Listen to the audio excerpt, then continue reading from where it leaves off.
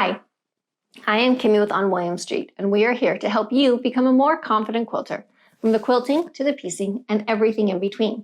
So this week, we are back to work on month 5 of our Mystery Quilt Along.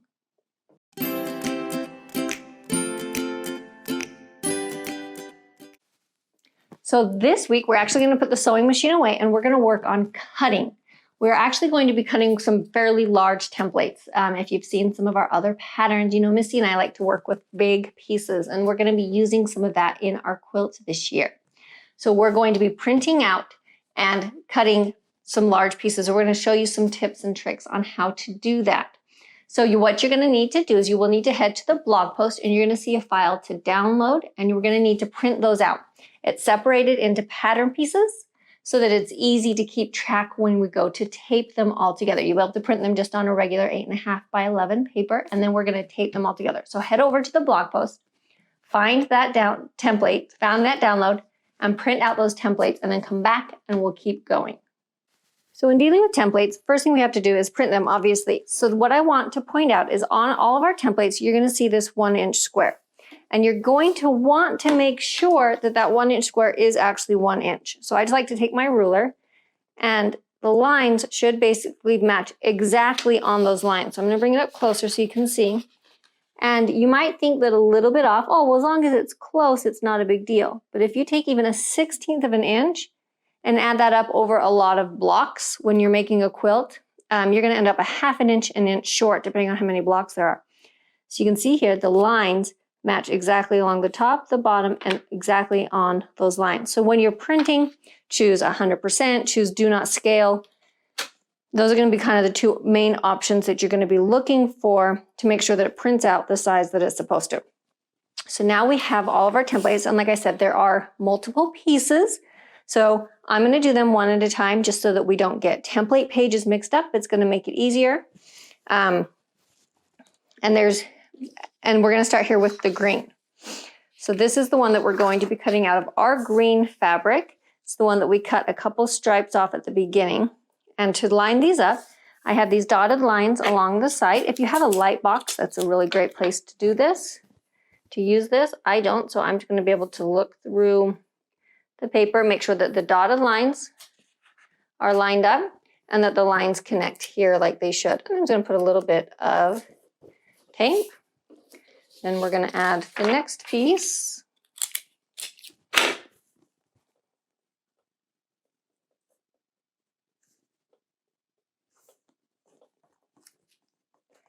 And with this, you can use tape or you can use glue. We're not going to be sewing through these like we would if they were, say, foundation paper piecing. So just whichever you have handy, a glue stick works, or a little bit of Scotch tape works. Or if you're like me and your kids are always using your tape and you can never find it, masking tape, packing tape, whatever you have around. So I just want to make sure that all the pieces are kind of taped together nicely. Now I'm going to go ahead and grab my paper scissors and we're going to cut this out. When you're cutting it out, make sure that you're going on the outside seam. This is our 1/4 inch line. The inside one is going to be the final finished size, but we want to be cutting on the outside line. Now we have our piece cut out, and we're going to grab our green fabric or whichever one you are using in place of green.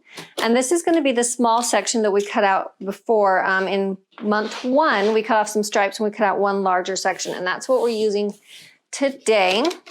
So this section, sorry about that, should be, roughly 18 by, I think we cut it about 27 inches. So that's the square, the rectangle that we're grabbing today. And I am going to go ahead and place it on my cutting mat as much as I can because I want to be able to utilize my ruler on these straight edges. Not all of the pieces are going to have straight edges that we can do that on, but this one does, so I'm going to take advantage of that. Then you have a couple options. If you're not using the ruler, you can always grab pins and you can pin this on just like you would with any other sewing pattern. And that's what I'm going to actually do for the larger pieces. But this one, because I've got the straight lines, if I put pins here, I won't be able to put my ruler down. So I'm going to just trace around the outside. I'm going to do that before I cut. And I'm just using a pencil like we used when we did our smaller circles. Because I'm cutting on this line, I just need to make sure I can see it. But I'm not going to show up, so I don't have to worry about that. So make sure I can see that. And now without moving that, I'm going to grab my ruler and line it up directly on the template line. Cut off this side. Then I'm going to rotate it. And I'm actually going to make sure that my ruler template moved. I'm going to make sure that my ruler is on top of the template when I cut, because that's going to make sure to hold it in place. I'm going to hold it down this time so that it doesn't move when I cut it.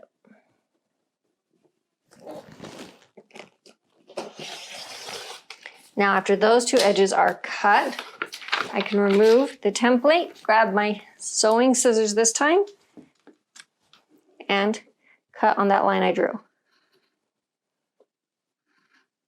Then after I get this all cut out, I'm going to flip my template piece,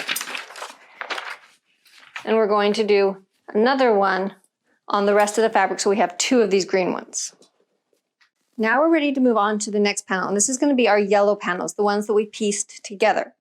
So what we're going to do is we're going to use, there's going to be two different panels and two different sets of templates. So we're going to have a large yellow and we're going to have a small yellow. Large yellow goes on the 4x4, small yellow is going to fit on the 4x3. So where I'm just going to line it up in the corner over here and along the bottom. It's not quite perfect along the bottom here. That's okay, we can just easily trim that off. And I'm just going to do the same thing. On this one, I'm going to go ahead and throw in a few pins so that I make sure that it doesn't move, just because it's a little bit of a larger piece. This is also going to be easiest if you pull it out on the biggest surface you have. So this might be a good time to, lay it out on the dining room table if you don't have as big of a sewing room.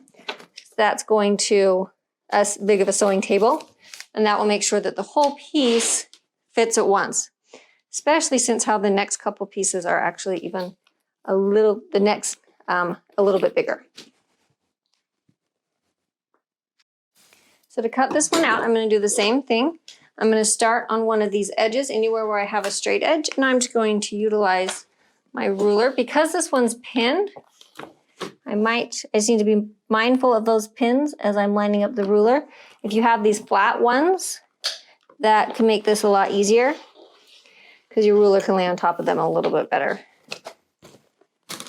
And then I'm going to flip it, and I'm going to go ahead and trim off this side as well. And then I'm going to grab my scissors and just cut out the other curves just like we did on the green piece. And then, like I said, take your other yellow section and put that on the smaller yellow panel. So after the yellows are both cut out, we're also going to have two purples. We're going to have a big and a small purple. So what we want to do to make sure that these fit is this is the square that we cut out for our flying geese.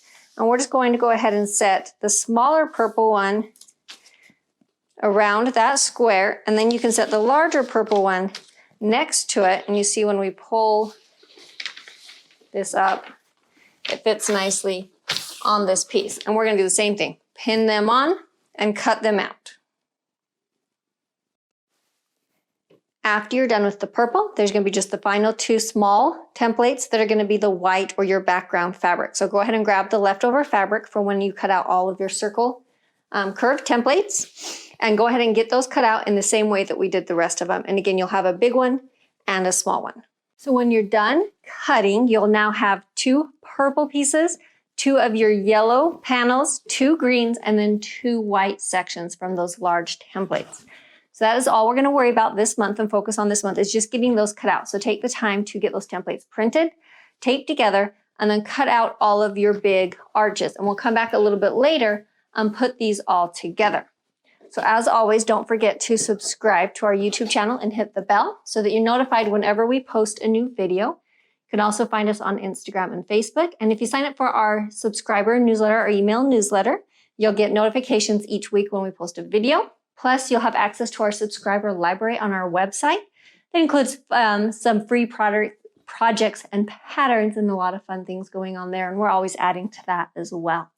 If you have any questions, don't hesitate to reach out, and we'll see you next week.